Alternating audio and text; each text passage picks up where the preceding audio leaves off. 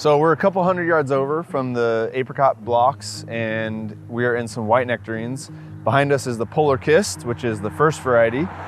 And then just over there is the Polar Snow, which is still in bloom. So we're gonna thin these Polar Kist here in a week or two. But what I wanted to highlight is we have these hail nets that are gonna be going up here very shortly. The way they're installed is, a tractor will have a big boom going over the top on a roller, and they just drive the tractor through the row and spread out that hail net, and it's exactly what it sounds like. It protects all of these trees from hail.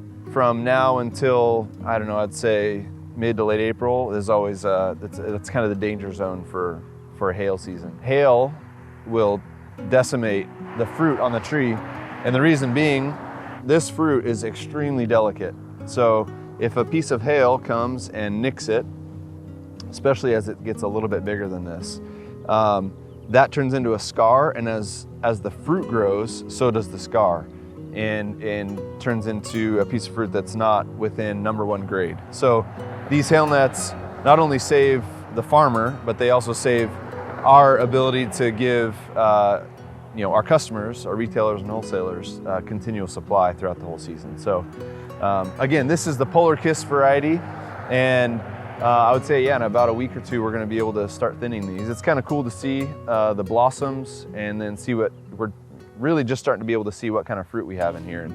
And as I'm pulling off these blossoms, I see there's a fruit in every one of them. So we're in pretty good shape on this Polar Kist variety. It's the first white nectarine of the season. So here, we're a little bit further on into our next 2 white nectarine varieties. You can see the different stages of bloom and tree growth. This is the last white nectarine variety of the season for us, which is called the Polar Snow. We don't know what kind of a crop we have yet on these Polar Snows. If the Polar Kist and some of the earlier varieties are any indication, then we should anticipate a pretty clean set. You can see some leaf starting to push out. Probably not gonna see much in terms of fruit development yet. I don't know if you can get a look at that, but you break open the bloom and we see little tiny fruit growth right there. Right now we're seeing a lot of green under here, and it looks just really healthy. I mean, this orchard is incredibly beautiful, and just, it's really encouraging to see the results of the regenerative practices that we've been doing. This soil is happy, these trees are healthy. Unfortunately, so are the gophers.